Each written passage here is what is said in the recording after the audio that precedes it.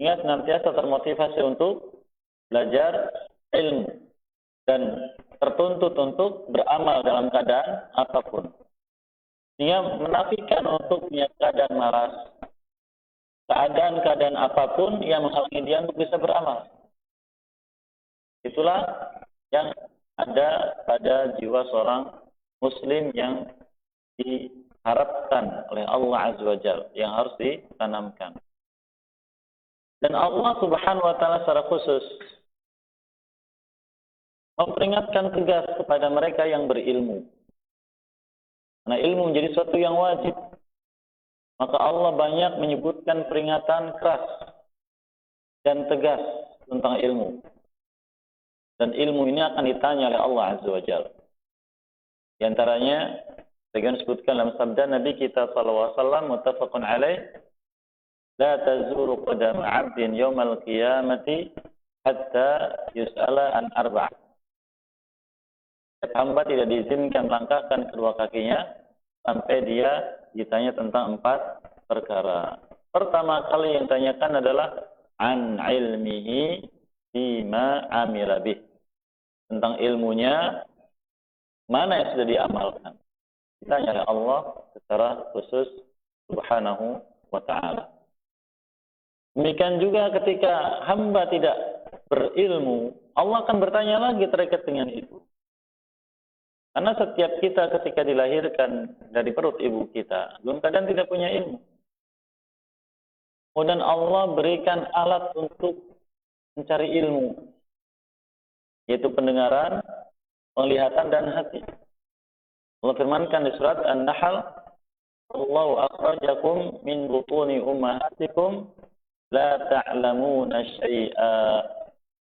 Allah mengeluarkan kalian dari perut ibu kalian dalam keadaan kalian tidak punya ilmu sedikit. Wa ja'ala lakumus sam'a wal absara wal afidah la'allakum tashkurun. Lalu memberikan kepada kalian pendengaran, memberikan penglihatan, memberikan hati agar kalian bersyukur. Dan syukur dengan 3 nikmat tadi adalah dengan ilmu tadi. Dan itu akan ditanya khusus oleh Allah Azza wa Jalla. Bila tidak digunakan untuk ilmu. Mengapa tidak tahu perkara yang wajib padahal punya pendengaran, padahal punya penglihatan, padahal ada hati. Allah firmankan di surat Al-Isra tadi, "Wa taqfu ma laysa laka bihi 'ilmun, innas sam'a wal basara wal fuada kullu ulaika kana 'anhu mas'ula." Jangan kau ikuti sesuatu yang kau tidak punya ilmu. Sesungguhnya pendengaran kalian, penglihatan kalian, dan hati kalian akan ditanya oleh Allah Subhanahu wa ta'ala. Oleh karenanya jemaah sekalian rahimani wa iyyakum, hendaklah setiap hari pendengaran kita ada ilmu yang masuk. Penglihatan kita ada ilmu yang kita lihat. Dan dalam hati kita ada ilmu yang tersimpan. Yang kita dapatkan dari kitab Allah Azza wa Jalla dan juga sunnah Rasulnya Sallallahu Alaihi Wasallam. Minimal paling tidak, kita menghafal ayat-ayat Allah Azza wa Jalla. Dan apa yang kita hafal, kita cari tahu maknanya. Apa yang Allah inginkan dengan ayat ini dari kita. Apakah keyakinan ataukah amal? Karena ayat Quran, setiap ayatnya ada petunjuk, ada perintah. Apakah sekedar untuk yakin saja, atau disertai dengan amal? Contoh ayat yang Allah sebutkan dalam kitabnya yang kita harus yakin saja.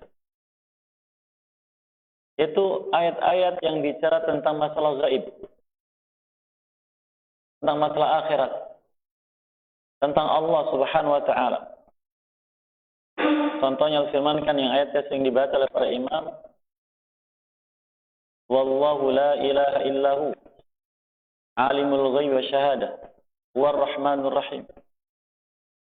Dialah Allah, zat yang tidak ada yang berhak untuk diibadahi kecuali Dia. Zat yang mengatur perkara gaib dan yang nampak. Dialah zat Maha Pengasih lagi Maha Penyayang. Ayat semacam ini bukan sekedar ayat berita tentang Allah, tapi ada perintah bagi kita. Apa itu? Beriman, yakin tentang wujudnya Allah Azza wa Jalla dan sifat-sifatnya ini, juga nama-namanya. Dan dituntut kita untuk tunduk kepadanya. Itu perintah yang terkandung dalam ayat semacam ini dan semisalnya. Maka ketika kita baca ayat ini, apabila kita memahami seperti itu, maka itu Allah inginkan. Berarti kita sudah mendapatkan ilmu. Dengan apa yang kita baca ayatnya, kita lihat, dan kita dengar ayatnya, walau dengan suara kita sendiri, dan ditambah lagi ayat semacam tadi, ayat-ayat Quran seluruhnya itu sangat bagus, tersimpan dalam hati kita sebagai ilmu. Dan keutamaan yang Nabi kita sebutkan sallallahu alaihi wasallam tentang keutamaan ahli Quran. Semoga Allah memudahkan kita untuk bisa menjadi ahli Quran. Apa keutamaannya? Yang pertama, pahalanya berlimpah. Karena kata huruf Quran bernilai 10 kebaikan. Huruf Quran bernilai 10 kebaikan. Al-harfu hasa wal hasanatu bi 10 amsalihha. Satu huruf sama dengan satu kebaikan. Kebaikan nilainya 10 kali lipat. Yang kedua, ahli Quran menjadi keluarga Allah khusus. Orang khusus yang bila ada siapapun menyakitinya, Allah yang akan menjaganya. Nabi kita sabdakan sallallahu alaihi wasallam, "Inna lillahi ahluna min ahlil ard." Maksudnya Allah punya keluarga dari penghuni bumi ini. Ahlullahum ahlul Qur'ani wa khassatuh. Ahli Quran, keluarga Allah adalah ahli Quran dan orang-orang pilihannya, orang-orang khususnya. Yang ketiga, naiknya derajat manusia di surga dengan diperintah untuk membaca Al-Quran. Nabi kita sabdakan SAW, "Iqra wartaqi warattil kama kunta turattil fid dunya, fa inna akhira manzilatika fi akhir ayatin taqra'uha." Baca dan naiklah dan teruslah engkau membacanya dengan tartil. Karena akhir derajatmu di surga sesuai dengan akhir ayat yang engkau baca. Maka mari kita motivasi kita untuk bisa menyimpan ayat-ayat Quran dalam hati kita. Ustaz, bagaimana Ustaz, usia saya sudah seperti ini. Sulit untuk saya menghafalnya. Bukan sulit. Tapi kita belum ketemu metode. Karena Allah sudah berjanji, berulang kali Allah katakan. Yang tadi di surat Al-Qamar. Walaqad yassarnal Qur'ana lidzikri fahal min mudzakir. Kami telah mudahkan Quran ini untuk diingat, untuk dilafazkan, untuk disimpan dalam hati. Fahal min mudzakir, adakah orang yang mau melakukannya? Karena siapapun yang punya keinginan, punya kesungguhan dan melakukannya, Allah mudahkan. Berapapun usianya, tidak dibedakan. Khusus tentang Quran. Mungkin metode kita yang kurang tepat atau belum tepat dalam menghafal Quran. Kebanyakan kita menghafal Quran bagaimana Bapak Ibu? Satu ayat dibaca dihafalkan. Ya kan? Dibaca sekali, oh ya sudah dihafalkan, lalu tutup Qurannya. Karena yang berfungsi menghafal hanya hati. Itu berat. Maka jadikan ketika menghafal ayat Quran itu bukan hanya hati, semuanya. Hatinya, lisannya, matanya, dan pendengarannya. Dan mata itu paling kuat. Karena ketika mata dicabut dari seorang hamba, Allah berikan kelebihan dari sisi yang lain. Karena kata sebagian ulama, tidak ada seorang pun yang Allah cabut pandangannya, kemudian dia fokuskan dengan ilmu dari kitab Allah, dan dia menjadi orang-orang yang punya kelebihan lebih dari yang lain. Kalau kita lihat para ulama yang luar biasa, mereka tidak sedikit yang buta. Antum kenal ulama-ulama yang buta? Syekh bin Baz rahimahullah ta'ala. Mufti sekarang Syekh Abdul Aziz al-Syekh hafizahullah ta'ala. Bahkan para imam kita. Mungkin kesering dengar nama Imam Asy-Syatibi rahimahullah ta'ala. Dia juga buta. Tapi kecerdasannya lebih orang-orang yang sempurna.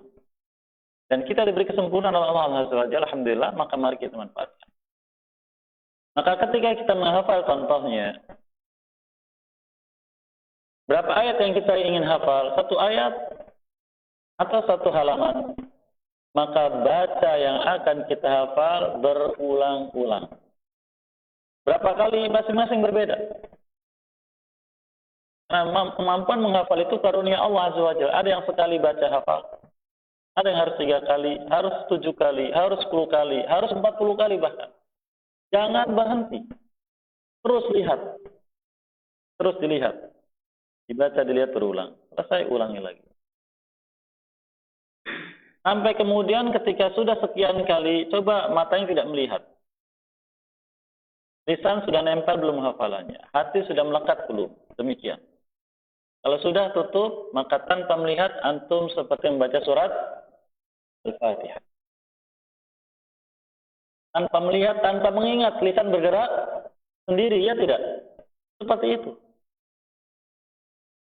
Nah, jadikan setiap yang kita hafal seperti itu. Nah, nanti beberapa hari tertentu baru digabungkan. Jadikan menjadi satu. Khususnya kalau sudah 1 juz, maka pertahankan dulu, dibaca berulang semuanya. Kalau sudah hafal 1 juz, tidak sampai 1 jam. Terus berulang. Jangan nafsu untuk menambah. Kalau sudah nempel dalam hati, mata sudah lagi tidak berfungsi untuk melihatnya, walaupun tanpa mushaf, maka berarti sudah melekat hafalan itu. Baru pindah ke juz berikutnya. Teorinya. Tinggal kita laksanakan. Agar kita punya tersimpan ilmu dalam hati. Karena telinga kita, mata kita, hati kita ditanya khusus oleh Allah tentang ilmu. Itu barakallahu fikum. Kita masuk ke dalam bab yang dibawakan di sini. Penulis Hafizah Ta'ala membawakan firman Allah Azza wa Jalla dalam surah Al-Baqarah di ayat yang ke-44. Atamuruna an-nasa bil birri wa tansawna anfusakum wa antum tatluna al-kitab afala ta'qilun. Apakah kalian wahai Bani Israel? Ayatnya tentang Bani Israel. Ini secara maknanya.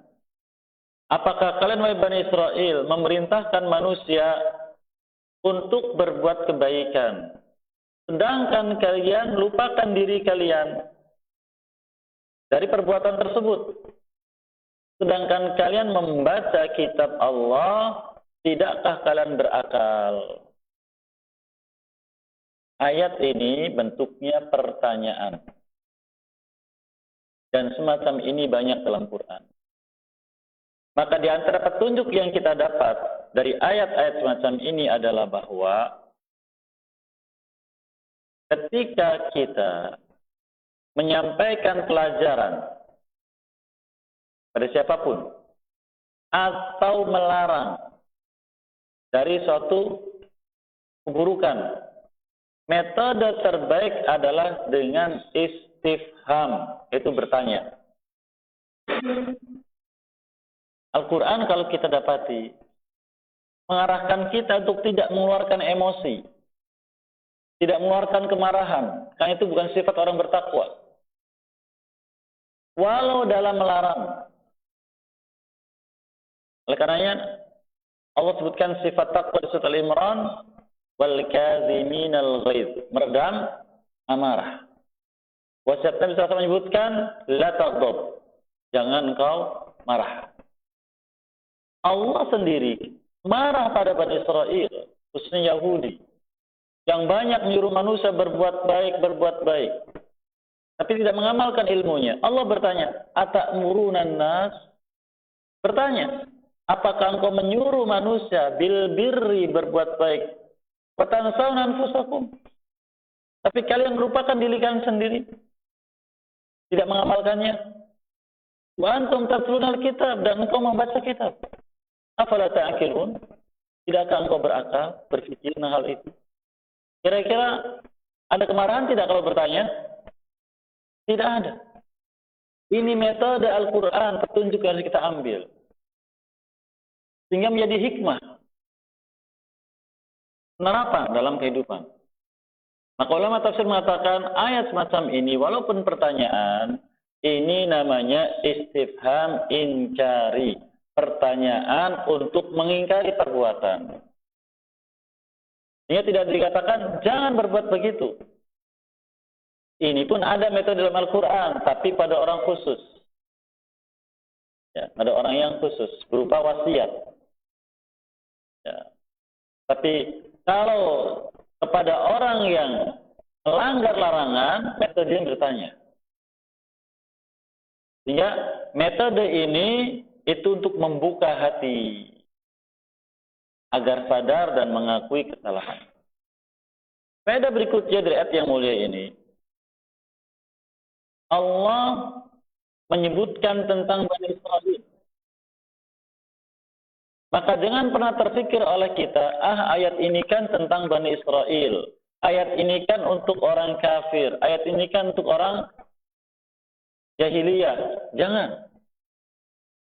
Maka kalau ada dalam benak kita seperti itu, kita akan dijauhkan oleh Allah dari budal Quran. Dari petunjuk Al-Quran. Seperti yang ada di sebagian kaum muslimin. Ketika mereka berbuat sesuatu yang mengandung unsur kesyirikan, dibacakan kepada mereka ayat-ayat tentang kesyirikan yang dilakukan oleh orang jahiliyah zaman dulu. Mengatakan bagaimana? Iya, ayat ini kan untuk musyrikin Arab zaman Nabi SAW. Masa untuk kita dibacakan? Ya kan?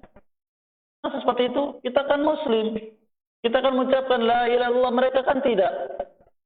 Sehingga petunjuk ayat ini yang dimaksud jauh dari mereka. Nah, mereka hanya menghalangi diri mereka sendiri dari petunjuk. Jangan.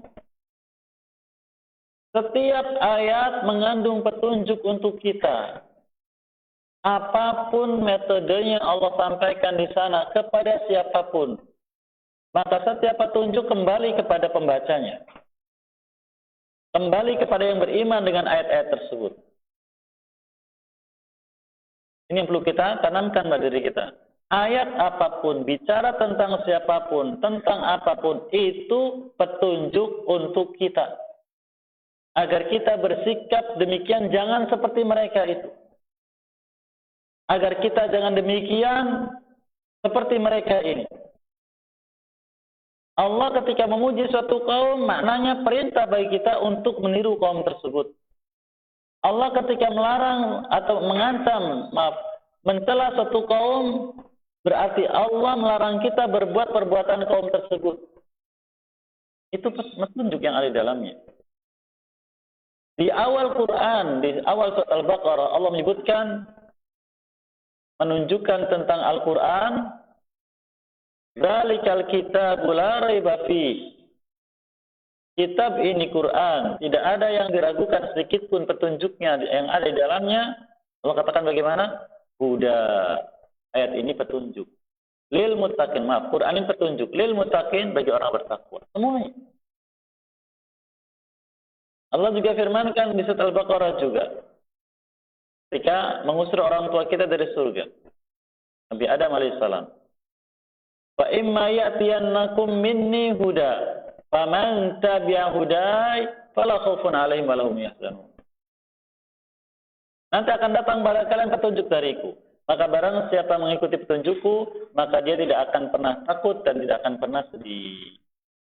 Di setiap ayat mengandung petunjuk. Dan petunjuknya tidak hanya satu. Contohnya ayat ini tadi disebut. Maka walaupun ayat ini bicara tentang Bani Israil, tapi petunjuknya untuk kita. Agar jangan berbuat perbuatan mereka, karena mereka dicela oleh Allah Azza wa Jalla. Ini yang kedua.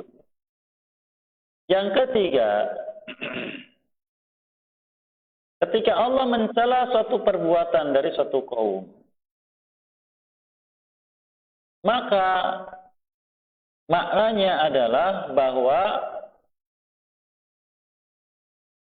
celaan tersebut wajib ditinggalkan. Sebab celaan tersebut wajib ditinggalkan. Dan apa yang menghindari celaan itu juga harus dilakukan. Di sini Allah Azza wa Jalla menjelaskan sebab celaan pada Bani Israel. Apa itu?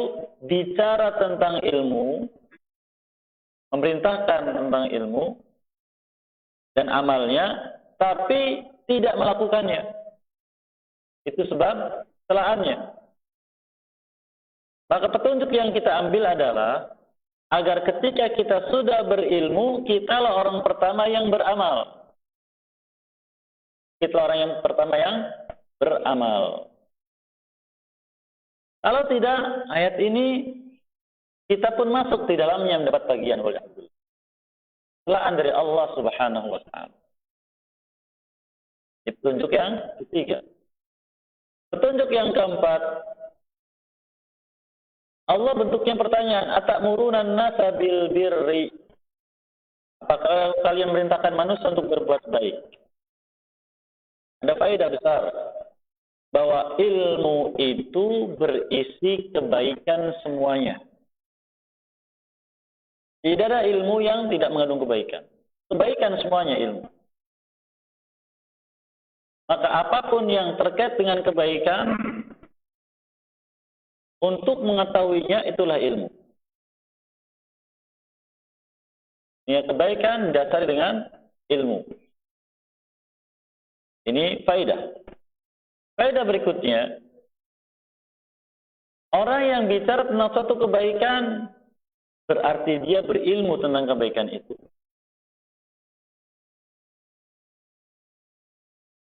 Dan dia dituntut mengamalkannya. Oleh karena Allah Azza wa Jalla berwasiat khusus pada orang beriman, khusus pada orang beriman yang ayatnya sudah kita sebutkan tadi di surat As-Saff. Ya ayyuhalladzina amanu lima taquluna ma la taf'alun. Bertanya juga Allah. Orang beriman, mengapa kalian bicara sesuatu yang kalian tidak mengamalkannya? Karena bertanya, ini kasih sayang Allah pada orang beriman khusus. Beda dengan yang lain. Allah ketika menyebutkan pengingkaran pada orang beriman yang bicara tentang ilmu tapi tidak diamalkan, bukan hanya larangan, tapi disebutkan juga ancamannya. Kabura maqtan 'indallah an taqulu ma la taf'alun. Sangat besar kemarahan Allah pada kalian bicara tentang ilmu tapi tidak mengamalkannya. Oleh karenanya orang yang sudah mencapai sifat khusus yang dipuji oleh Allah, Allah pun menyebutkan ancaman-ancaman bila mereka menyimpang.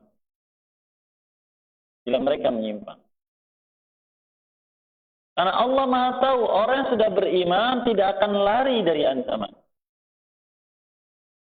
Tapi semakin mereka mendekat kepada Allah dan meninggalkan sesuatu yang menyebabkan ancaman itu. Allah berfirman di surat Az-Zariyat, "Fafirru ilallah, inni lakum minhu nadhirum mubin." Larilah kalian menuju Allah. Siapa Allah? Zat yang mengancam, zat yang menyiksa, zat yang mengazab siapapun pelaku penyimpangan. Tapi Allah merintahkan orang beriman lari menuju kepadanya. Inni lakum nadhirum mubin, sungguh aku pemberi peringatan yang nyata pada kalian dari penyimpangan-penyimpangan yang kalian lakukan. Maka larilah menuju Allah. Mana lari menuju Allah adalah semakin dekat dengannya dengan mengikuti apa yang dia suka, apa yang dia ridha. Jadi bukan lari dari ancaman dan yang mengancamnya, bukan, semakin mendekat dengan cara bagaimana melakukan apa yang dia ridho. Itu meninggalkan sebab ancaman tadi. Nah, itulah orang berilmu, orang yang beriman. Selain itu, walaupun Allah mengancam langsung orang beriman dengan sebab penyimpangan yang terjadi, Allah pun memberikan harapan khusus bagi mereka. Harapan khusus bagi mereka. Karena Allah Zat Maha Tahu orang yang berilmu, walaupun berbuat kesalahan, tidak akan semakin lari, semakin jauh. Bagaimana kata pepatah? Ya, sudah tanggung basah sekalian, masuk ke dalamnya. Itu bukan pepatahnya orang beriman. Maka Allah berfirman menyeru kepada mereka pada surat At-Tahrim, ya ayyuhalladzina amanu tubu ilallah taubatan nasuha.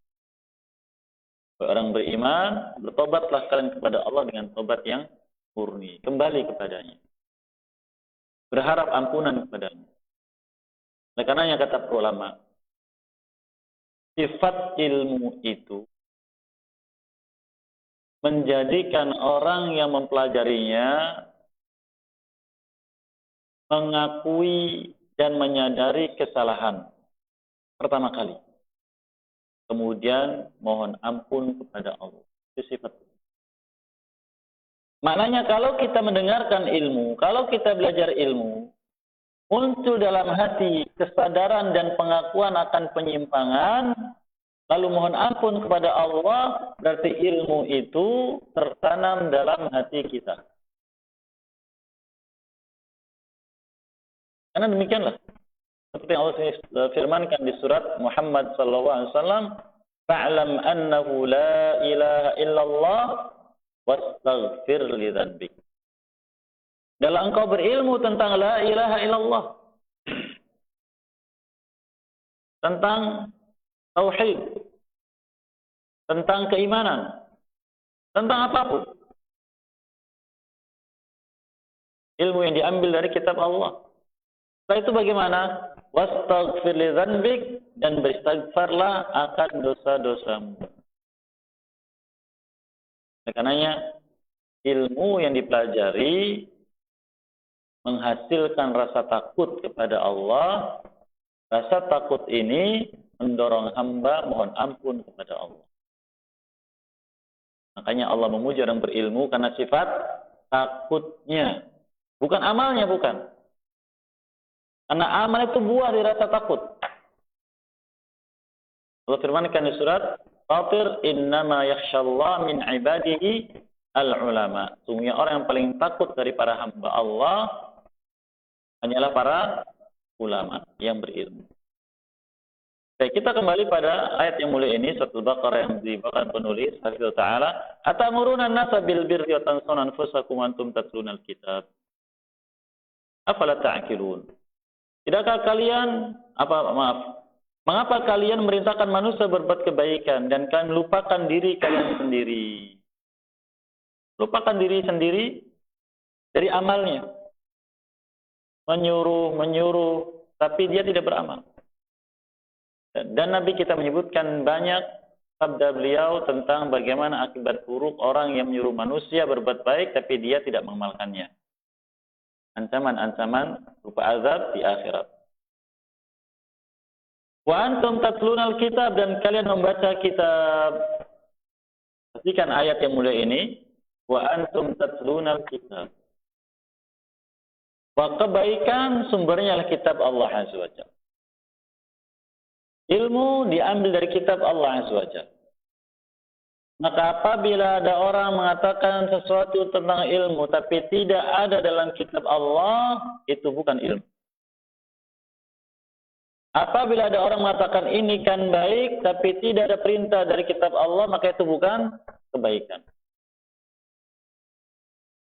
Kita sering sekali mendapati orang-orang yang melakukan suatu perbuatan lalu mencari-cari celah agar bisa diterima kebaikan yang diinginkan.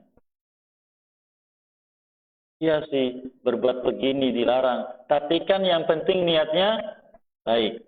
Yang penting kan untuk kebaikan bagi orang banyak. Tidak bisa. Contohnya seorang pejabat korupsi. Hasil korupsinya untuk bangun masjid di tempat yang tidak ada masjid. Kan baik. Maksudnya baik. Untuk kebaikan. Tidak bisa.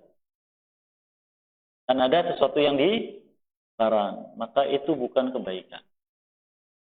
Karena kebaikan itu apa yang diperintahkan dalam kitab Allah Azza wa Jalla. Ini yang perlu kita pahami. Oleh karena Allah Azza wa Jalla ketika menjelaskan tentang amal yang diterima, maka amal itu harus memenuhi dua kriteria. Yang pertama, niat yang ikhlas. Yang kedua, amalnya saleh. Kana yarju liqa rabbih falyamal amalan salihah wa la yusyrik bi ibadati rabbih ahada. Barang siapa berharap berjumpa dengan Rabb-Nya Allah Azza wa Jalla, dia dalam keadaan ridha pada yang melihatnya ini, hendaklah dia beramal saleh dan tidak berbuat syirik dalam amalnya tersebut dengan apapun. Nah, kembali kepada kitab Allah Azza wa Jalla. Jika tidak begitu bagaimana? Allah katakan afala ta'qilun. Bukankah kalian orang berakal? Menunjukkan tidak berakal. Di sini akal Allah sebutkan sebagai bentuk pengingkaran akal bagi orang yang tidak memperhatikan masalah ini. Seseorang dikatakan berakal bila kembali kepada kitab Allah Azza wa Jalla. Katakan berakal bila kembali kepada kitab Allah Azza wa Jalla. Namun apabila seseorang dalam kehidupannya, keyakinannya, ucapannya, perbuatannya bertentangan dengan kitab Allah, walaupun manusia mengakui itu sebagai ilmu dan dipuji pelakunya, maka tetap mereka dikatakan tidak berakal. Tidak berakal. Itu yang terjadi zaman sekarang. Banyak orang yang secara pendidikan formal bahkan sampai pada tingkat profesor diakui bidangnya sebagai ahlinya. Tapi apa yang dimiliki keahliannya itu bertentangan dengan kitab Allah, maka walau manusia mengakui dia orang yang berilmu tinggi, tetap dikatakan tidak berakal. Oleh karenanya pada zaman Nabi SAW ada seorang yang menjadi rujukan dalam masalah hukum. Dan apapun yang dia putuskan, dia tetapkan diterima oleh masyarakatnya. Dia dianggap kebaikan. Maka orangnya disebut dengan Abul Hakam. Mana Abul Hakam julukan untuk orang yang adil ucapannya. Baik ucapannya. Membawa kebaikan. Tapi ketika wahyu Allah turun, disampaikan oleh Nabi SAW pada mereka, orang ini termasuk menolaknya, bahkan mengingkarinya, bahkan musuhinya, maka langsung berubah julukannya menjadi Abul Jahal. Abu Jahal. Tahu kan Abu Jahal? Dijuluki Abu Jahal. Padahal dia sebelum wahyu turun dikatakan apa tadi? Abul Hakam. Orang yang paling adil hukumnya. Kalau adil bagaimana berakal? Bagus akalnya. Tapi ketika berlaku wahyu, langsung berubah menjadi Abu Jahal. Orang yang jahil. Jadi inilah yang Allah bimbing pada kita. Orang berakal itu bila mengikuti petunjuk Al-Quran. Mengikuti apa yang Nabi SAW sampaikan. Beliau sebutkan, la yu'minu ahadukum hatta yakuna hawahu taba'an lima ji'tu bih. Tidak sempurna iman kalian sampai menjadikan hawa nafsunya mengikuti apa yang aku datang dengannya. Walaupun secara isnad dari sini para ulama umumnya mengatakan dhaif, tapi secara makna dikuatkan dengan banyak ayat dan banyak hadis yang lain.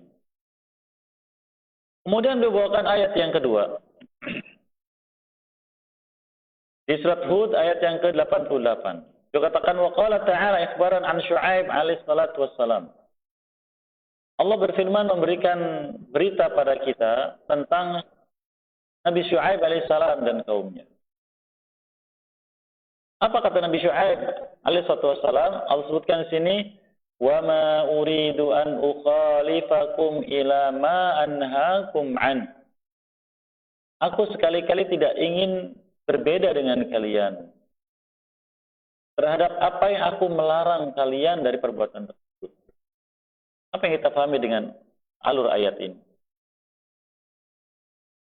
Nabi Syu'aib alaihissalam menyampaikan, aku tidak mau berbeda dengan kalian. Secara asalnya tidak mau berbeda dengan kalian. Walau dengan apa yang dilarang dalam ayat ini. Berarti dia mendukung, tidak. Inilah metode Quran halus. Halus. Kaum Nabi Syu'aib alaihissalam, apa penyimpangan mereka? Apa jemaah? Mengurangi timbangan dan ukuran.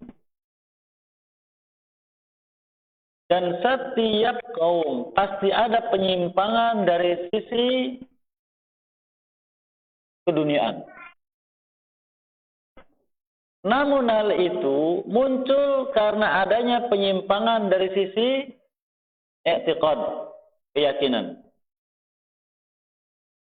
Berbarengan. Kesyirikan menghantarkan pada penyimpangan kehidupan duniawi. Kita jangan menganggap setiap kaum Nabi yang Allah binasakan zaman dahulu, kaum Nabi Syu'aib, kaum Nabi Lut, kaum Nabi Saleh, dan yang lainnya, dibinasakan karena penyimpangan duniawi. Jangan. Penyimpangan itu merupakan buah dari penyimpangan yang terkait dengan i'tiqad. Kaum manapun akidahnya menyimpang, mesti ada penyimpangan unsur duniawi. Ambil contoh. Orang yang dikatakan ibadahnya kuat. Kuat ibadahnya. Sampai kata Rasulullah SAW berkata pada para sahabat, tahkiruna salatakum bi salatihim wa siyamakum bi siyamihim. Kalian akan menganggap diri rendah membandingkan salat kalian dengan salat mereka itu, saum kalian dengan saum mereka itu. Kalian tidak akan menganggap saya ini wah, tidak. Akan merendahkan diri karena mereka luar biasa ibadahnya. Yaqra'una kitab Allah wa la yujawizu taraqihim. Kama qala sallallahu. Mereka membaca kitab Allah tapi tidak sampai melewati kerongkongan mereka. Yakhrujuna minal Islam kama yakhrujus sam.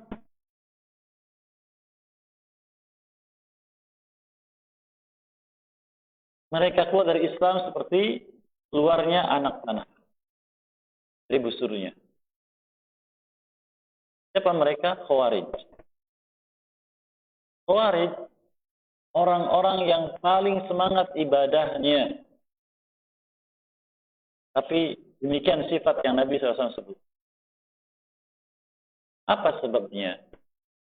Penyimpangan masalah akidah. Apa itu? Menganggap keluar dari Islam siapapun yang berbuat dosa besar dan kekal dalam api neraka. Maka lihat dari penyimpangan itu, adakah penyimpangan dari unsur duniawi? Ada tidak? Ada. Apa contohnya? Menghalalkan darah manusia. Lihat mereka berperang dengan orang-orang terbaik di muka bumi yang Allah pilih untuk mendampingi Nabi-Nya SAW, para sahabat Nabi SAW. Berperang melawan para sahabat. Ada kekhalifahan Ali bin Abi Thalib radhiyallahu anhu. Itu mereka menghalalkan harta manusia. Bahkan menghalalkan harga diri mereka. Itu penyimpangannya. Contoh juga Syiah Rafidhah. Mereka menyimpang dari sisi akidah. Apa penyimpangan duniawinya? menghalalkan nikah mut'ah. Yang tidak lain adalah zina. Yang mereka apabila perbuatannya ingin dikatakan tidak zina dan suka pada seorang pelacur, waliyadzubillah, tinggal datang, kita mut'ah yuk. Walau berdua sepakat tanpa wali tidak masalah. Terjadi sekian lama. Penyimpangan terjadi. Dan demikian yang terjadi pada kaum dari zaman dulu sampai akhir zaman. Kalau akidahnya menyimpang, terjadi penyimpangan dari sisi unsur duniawi. Maka demikian kaum Nabi Syu'aib alaihissalam menyimpang dari sisi langgar masalah ukuran dan timbangan, menguranginya. Maka Allah menyebutkan metode dakwah Nabi Syu'aib alaihissalam, wa ma uridu an ukhalifakum ila ma anhaakum an. Secara asal aku tidak ingin berbeda dengan kalian dalam apa yang aku melarang kalian berbuat itu. Asalnya aku pun tidak ingin. Itu berarti menyetujui? Tidak. Ini ada kalimat yang mahdzuf, yang tidak disebutkan dan difahami. Apa itu? Seandainya Allah tidak melarang, aku tidak melarang. Tapi karena Allah melarang, maka aku melarang. Begitu. Jadi pahami ya? Ini santun sekali bahasanya. Maka ambillah metode seperti itu dalam bicara. Ini menjadi hikmah ucapannya. Faedah berikutnya sebenarnya menjelaskan, kita hidup dimanapun, carilah kesamaan, berbaur dengan mereka. Jangan membedakan diri. Kecuali bila Al-Quran menuntutnya untuk berbeda, maka lakukan. Contoh. Masyarakat kita terbiasa bermuamalah dengan riba. Al-Quran melarang riba. Bagaimana? Menarik diri dari riba. Apakah menarik diri dari semuanya? Tidak. Dari ribanya saja yang dilarang. Oleh karena para ulama menyebutkan kepada kita sekalian, orang-orang yang sudah kembali kepada sunnah, jangan meninggalkan kaumnya. Tetap berbaur dengan mereka, karena mereka sama muslimin. Berbaur dengan mereka. Adapun penyimpangan yang terjadi pada mereka, maka jangan berbaur dengan mereka, tetapi meluruskan. Nah kita ini, kita ketika sudah kembali kepada sunnah, menjadi seakan-akan eksklusif. Membatasi diri, menarik diri. Sehingga tidak kenal dengan kanan dan kiri kita, tetangga kita, tidak kenal. Tidak kenal dengan saudara-saudara kita, kerabat kita, tidak kenal. Keliru besar.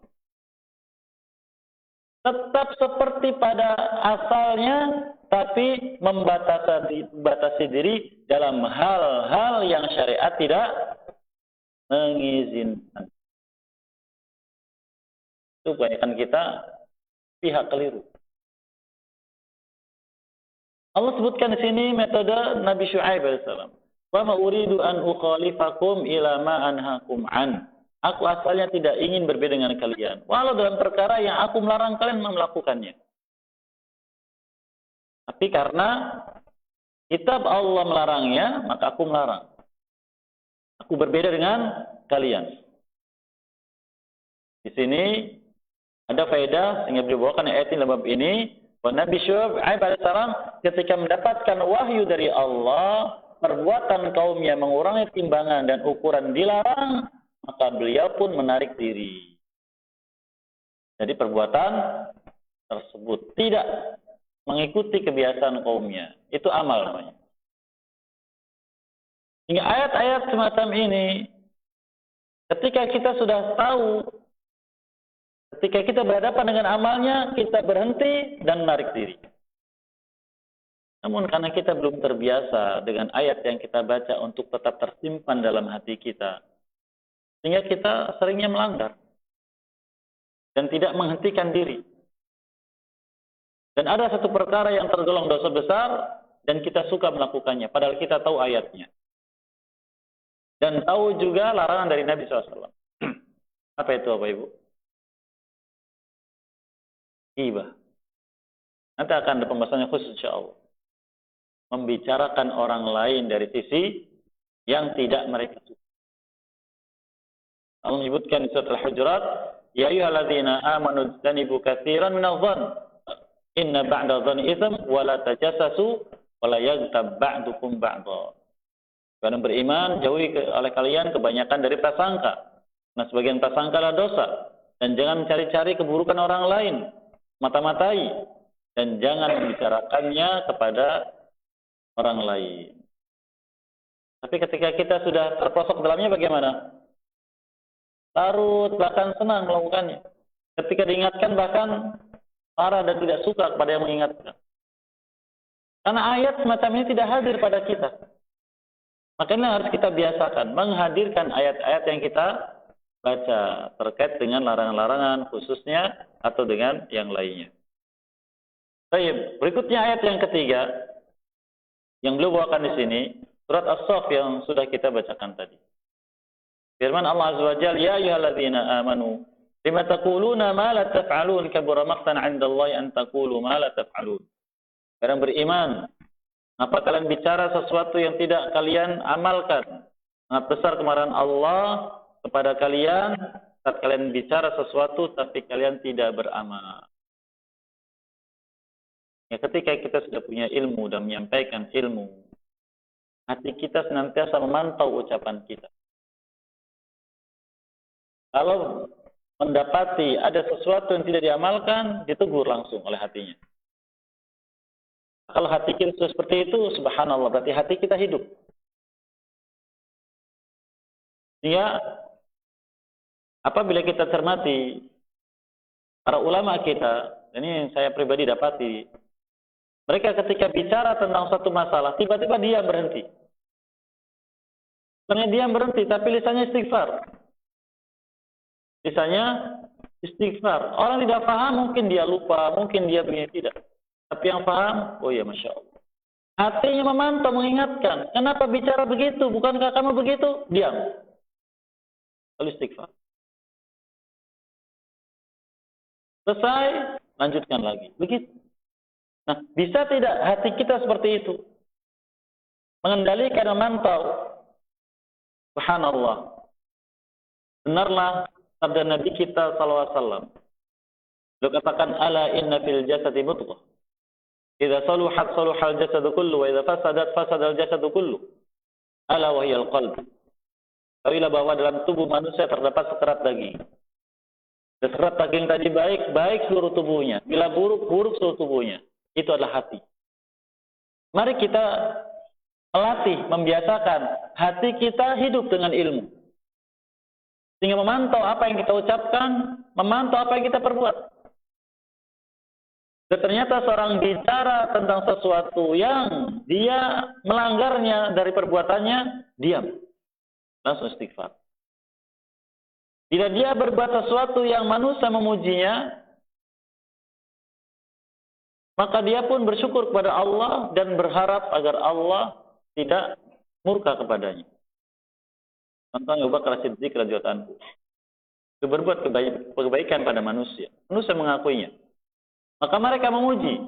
Anta kadza, anta kadza, anta kadza.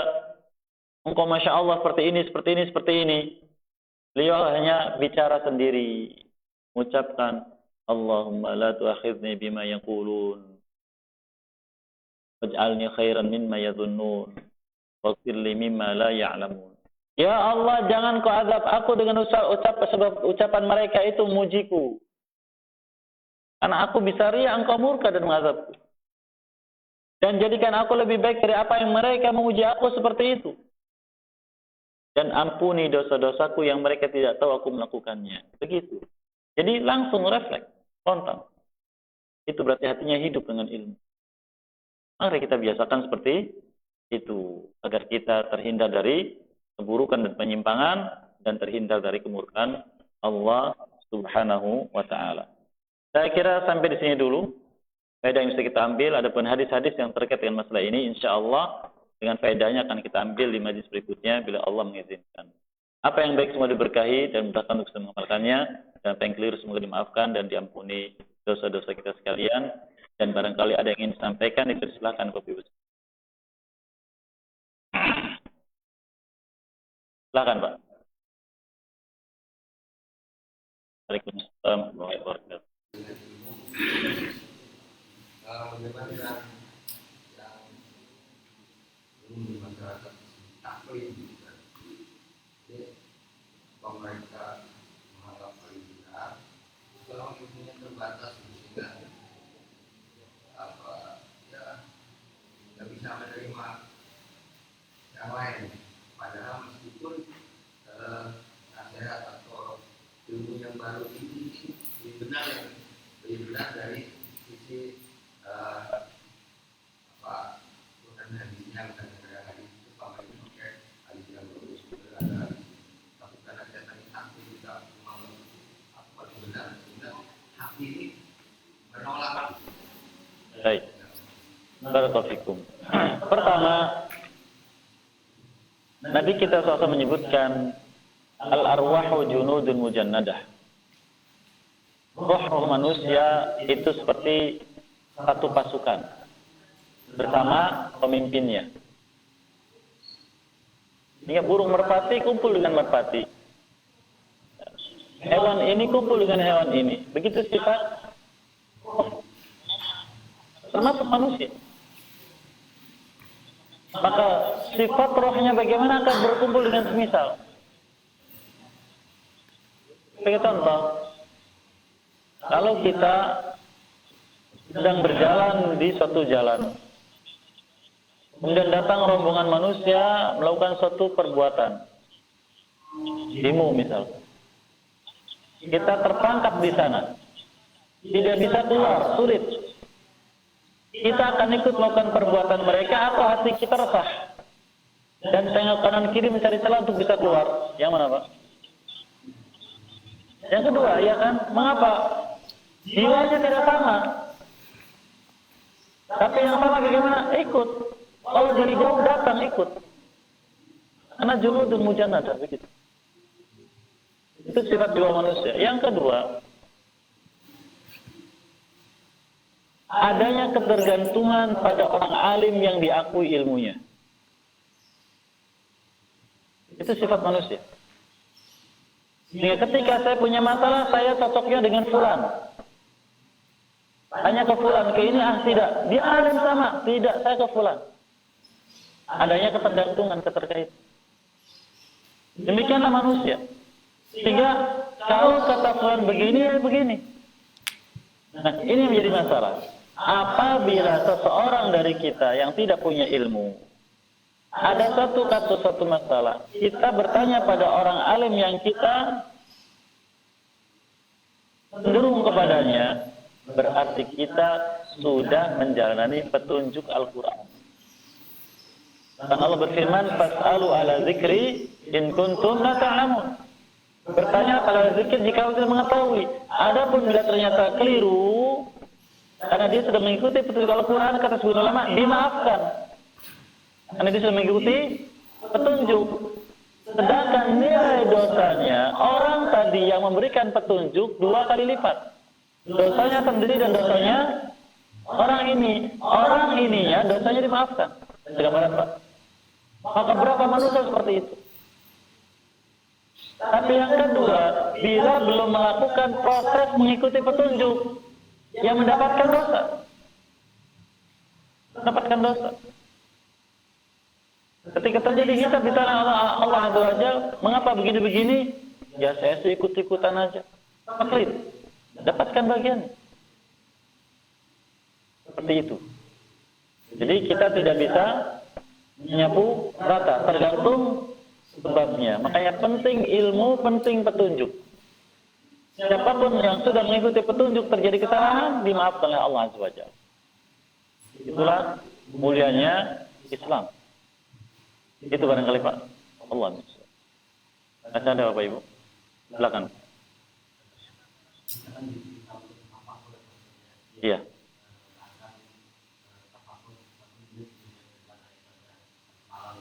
Iya.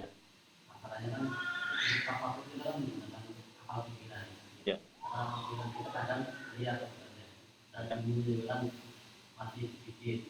Itu bagaimana yang tepatnya agar kita tidak pikirannya lihat, tapi menunjukkan sedikit. Baik, barakallahu. Yang Allah inginkan dari manusia adalah agar mereka menghadirkan akal untuk membenarkan petunjuk Al-Quran. Apabila bertentangan, maka ditinggalkan akalnya. Oleh karena para ulama berpendapat pada umumnya, orang yang menghabiskan waktu malamnya untuk ilmu lebih baik daripada ibadah sunnah. Disebutkan sebagian ulama disandarkan kepada Imam Syafi'i rahimahullah ketika beliau ziarah kepada Imam Ahmad rahimahullah. Ketika malam hari beliau membaringkan tubuhnya dan mengingat satu hadis Nabi SAW. Sehingga dengan sebab itu beliau tidak salat malam sampai mendengar azan subuh. Beliau salat subuh tanpa wudu. Nah, beliau masih dalam keadaan suci wudu salat isya. Dan beliau terjaga tidak tidur. Terngiang di benaknya, ini orang alim, kadang tidak tidur seperti itu. Terngiang di benaknya satu hadis Nabi SAW, yaitu ketika beliau melewati jalan dapati ada anak kecil nangis. Lalu beliau bertanya, "Ya Aba Umair, ma fa'alan Nughair?" Wahai Abu Umair, anak kecil ini disebut dengan Abu Umair. Nugairmu sedang apa? Nugair itu burung kecil yang dijadikan sebagai mainan. Nugairnya mati, maka dia nangis. Hadis semacam ini seakan-akan tidak ada makna, sekedar berita. Tapi bagi orang alim, faedah. Maka beliau pikirkan hadis itu. Ilmu yang terkandung dalamnya beliau gali, disebutkan sampai mencapai sekitar 70 faedah. Sampai beliau lupa tidak sholat tahajud. Karena sibuk dengan itu. Sampai mendengar azan subuh. Mereka lakukan itu. Hingga perlu mengatakan, ya, sibuk dengan ilmu, walaupun ilmu itu nafilah, bukan yang wajib, lebih baik daripada amal yang sunnah. Bukan amal yang wajib, amal yang sunnah. Dan mereka lakukan itu. Nah, apabila kita misalkan terpikir benak kita, mengapa meminjam begini kok haram? Lalu kita membaca buku ini, membaca buku itu, kita kaji semalaman. Itu yang dimaksud. Jadi mengikuti petunjuk, mencari penjelasan. Tapi kalau kemudian berpikir tanpa ada bimbingan, baik dari orang alim atau dari kitab-kitab atau buku-buku yang menjelaskan masa itu, maka itu tidak dibenarkan. Ada seorang ulama dan beliau sekarang sudah menjadi salah seorang dari anggota kibar ulama. Saya dengarkan ceramah beliau sekitar 20 tahun yang lalu. Beliau bernama Syekh Muhammad bin Muhammad Al-Mukhtar As-Sikiti Hafizahullah Ta'ala. Beliau menyampaikan ayahnya, Syekh Muhammad Mukhtar As-Sikiti, bukan Syekh Muhammad Al-Amin, ada dua ya. Syekh Muhammad Al-Amin, ulama tafsir. Sejajar dengan Syekh Albani dan Syekh bin Baz rahimahullah ajma'in. Mengajar pertama di Jami'ah Islamiyah Madinah. Ini Syekh Muhammad yang lain. Ulama juga di Madinah. Beliau menceritakan ketika aku masih remaja, aku suka membantu ayahku untuk menyelesaikan masalah-masalah yang beliau dapati dari jamaah. Nah, beliau juga mengajar di Masjid Nabawi. Suatu saat beliau mendapatkan pertanyaan dari seorang jamaah dan beliau tidak menemukan jawaban dan mengatakan, besok aku sampaikan jawabannya. Beliau lupa mengucapkan insya Allah. Sampai di rumah, ingat dia pun duduk ingat oleh anaknya. Lalu dia ingat, karena tidak mengucapkan insya Allah, maka ini beban yang sangat berat.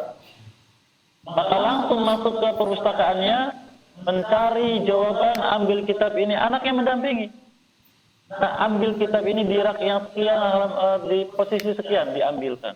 Sampai bertumpuk di meja, tumpukan kitab yang sangat banyak. Dia buka ini tidak ketemu, buka itu tidak ketemu. Sampai menjelang azan subuh baru ketemu. Lalu memuji Allah Azza wa Jalla atas kemudahan tersebut. Terdengar azan subuh. Tidak sholat, bersyukur kepada Allah. Langsung selesai sholat subuh dipanggil orang tadi, disampaikan jawabannya. Itu namanya tafakkur, mengkaji ilmu. Tidak keluar dari jalurnya, ada jalurnya. Jadi kalau kita ingin mengkaji sesuatu, silakan kumpulkan buku-buku yang bisa memberikan jawaban. Tapi yang paling cepat kata sebagian ulama adalah langsung bertanya pada ahli ilmu, jawabannya sesaat itu juga dapat. Demikian Allah misal. Ada pertanyaan di sini. Ini tulisannya kecil ini. Ustadz, di masyarakat, di masjid-masjid, umumnya sedang ramai salawat Ahlul Kahfi.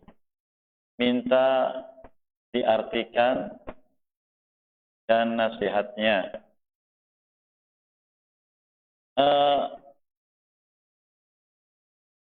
Salawat yang diajarkan Nabi SAW secara lafaz ada jenis-jenisnya. Ada salawat Ibrahimiyah dan itu yang sangat dianjurkan. Yang biasa kita baca dalam salat. Itu salawat yang terbaik. Dan beberapa lafadznya Al-Imam Ibnul Qayyim rahimahullah menuliskan satu risalah khusus tentang masalah salawat ini. Ya. Judulnya Jala'ul Afham fi Sholati Wassalami ala Khairil Anam. Ini judul kitab beliau, membahas tentang salawat khusus. Salat-salat yang syariatkan riwayatnya. Kemudian tidak disyariatkan. Dan sudah menjadi budaya orang-orang sufi. Karena menganggap kecintaan yang besar kepada Nabi SAW dan mengagungkan beliau, maka membuat salawat-salawat. Ada salawat Badriyah, ada salawat Nariyah, ada salawat macam-macam. Bahkan saya ketika safar di suatu daerah, sering menjumpai ada plang Jum'iyah salawat ini. Ke daerah lain Jum'iyah salawat ini. Ada salawat-salawat khusus bikinan. Ya. Dan itu tidak dibenarkan. Dan umumnya setiap salawat yang dibikin tadi mencerminkan tentang akidahnya. Contohnya salawat Badriyah. Apa semua ya? Di mana akidahnya? Tawassul Nabi Bismillah. Boleh tidak? Boleh tawassul dengan Bismillah. Kemudian Bismillah. Kemudian wabihadi Rasulillah. Ini tawassul yang menyimpang. Tawassul dengan Nabi SAW. Kemudian di ahli Badar. Tawassul dengan ahli Badar.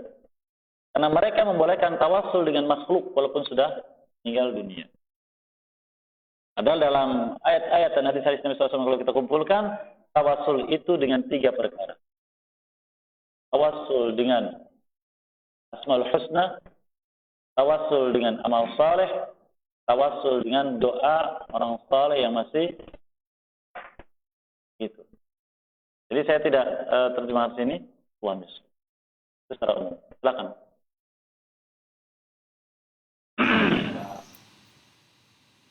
Katanya sih pesan rumah tapi mengenai nanti di akhir zaman ada ulama yang kita sulit membedakan ulama satu dengan ulama lain. Kemudian ikutilah ulama yang dibenci oleh orang kafir lah. Nah, kalau kita lihat fenomena sekarang kan itu seolah-olah menjadikan, tapi nggak tahu beberapa nggak dijadikan dalil untuk melakukan demo atau menjemput seseorang sampai membuat keadaan menjadi itu. Jadi itu dijadikan seolah jadi imam besar. Ya. Saya mau nanya sekarang itu apa benar dari kayak begitu? Baik, barakallahu fikum. ucapan yang diikuti hanya ucapan Allah dan Rasulnya saja. Sallallahu alaihi wasallam. Selain itu, maka bila sesuai dengan ucapan-ucapan ini, itu ucapan yang benar. Bila tidak ada dasar, bahkan dirasa ini sesuatu yang bertentangan, maka tidak diambil. Dan yang disebut dengan dalil itu, dasar untuk melakukan suatu perbuatan hanya kitab Allah dan sunnah Rasulnya saja SAW. Dan itu tidak. Ucapan siapapun, imam siapapun hanya menegaskan. Tidak berdiri sendiri. Hanya menjelaskan, mengarahkan, itu sifatnya. Sehingga rahimahullah Imam Malik, dia mengatakan, kullu qaulin yu'khadu wa yutrak illa sahibu hadal qabr. Ucapan siapapun bisa diambil, bisa dibuang, ditinggalkan. Kecuali ucapan penghuni kuburan ini, yaitu Nabi SAW. Demikian juga Imam Baihaqi rahimahullah Manaqib Imam Syafi'i rahimahullah menyebutkan banyak riwayat ucapan Imam Syafi'i rahimahullah. Yang tersering dinukilkan para ulama adalah apabila ada ucapanku yang bertentangan dengan hadis yang sahih, lemparkan ucapanku ke tembok. Karena beliau berpendapat dan belum mendapatkan hadis yang sahih. Kita mendapati pendapat para ulama mengatakan riwayat paling sahih adalah riwayat Imam Bukhari, Imam Muslim. Begitu kan? Sekarang kita jumpai ada ucapan Imam Syafi'i ternyata bertentangan dengan hadis riwayat Imam Bukhari. Contohnya. Apakah kita tetap pakai? Tidak. Karena ternyata Imam Syafi'i Ta'ala masih belum total mengetahui banyak hadis yang sahih. Sehingga beliau senantiasa konsultasi dengan muridnya Imam Ahmad rahimahullah ta'ala tentang hadis yang sahih. Dan riwayat-riwayat sahih yang dikumpulkan dan dikeluarkan oleh Imam Bukhari, Imam Muslim, dan yang lainnya dari hadis, mereka datang setelah Imam Syafi'i wafat rahimahullah ta'ala. Dia sudah wafat. Baru muncul kemudian para